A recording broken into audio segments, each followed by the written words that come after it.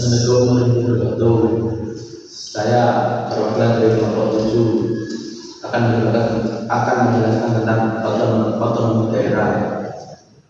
Baik, di sini saya akan menjelaskan tentang pengertian otonomi daerah, yaitu otonomi daerah sendiri itu memiliki pengertian ialah sebuah sistem pemerintahan yang memberikan wewenang yang luas kepada pemerintah daerah untuk mengatur dan mengurus urusan pemerintah dan kepentingan masyarakat setempat.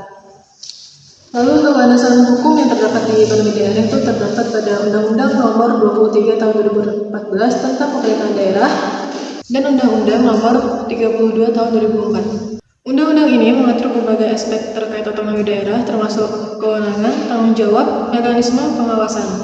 Di sini juga ada beberapa prinsip dasar yang melandasi otonomi daerah. Di antaranya, yang pertama desentralisasi, yang kedua dekonsentrasi, yang ketiga partisipasi masyarakat, keempat akuntabilitas, dan kelima keadilan dan kesetaraan.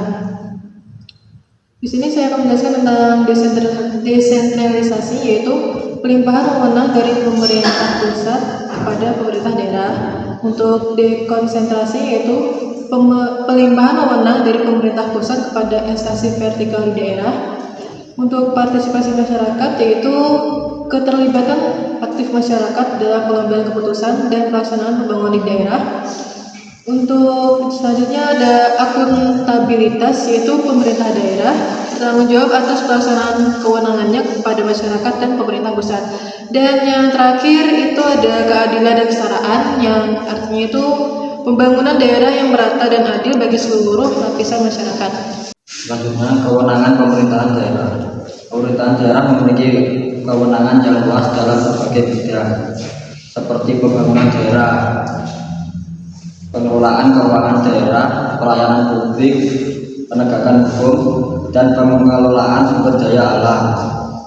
Tujuan otonomi daerah. Tujuan otonomi daerah adalah untuk meningkatkan kesejahteraan masyarakat dan mempercepat pembangunan daerah. Tujuan tersebut dapat dijabarkan lebih rinci sebagai berikut: meningkatkan pelayanan publik, mempercepat pembangunan daerah, meningkatkan partisipasi masyarakat, mewujudkan keadilan dan kesejahteraan, dan memperkuat demokrasi. Selanjutnya untuk tantangan dalam implementasi otonomi daerah. Meskipun memiliki potensi yang besar, implementasi otonomi daerah juga menghadapi berbagai tantangan, antara lain kesenjangan antara daerah, kapasitas aparatur daerah, potensi konflik dan kepentingan, keterbatasan keuangan, dan korupsi.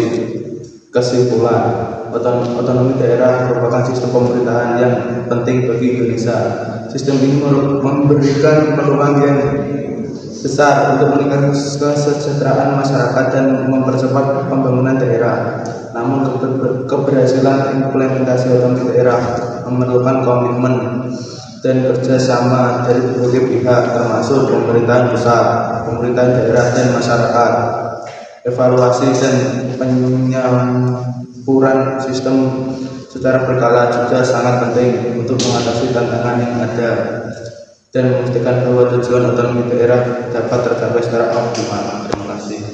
Sekian dari kelompok kami. Saya akhiri. Assalamualaikum warahmatullahi wabarakatuh.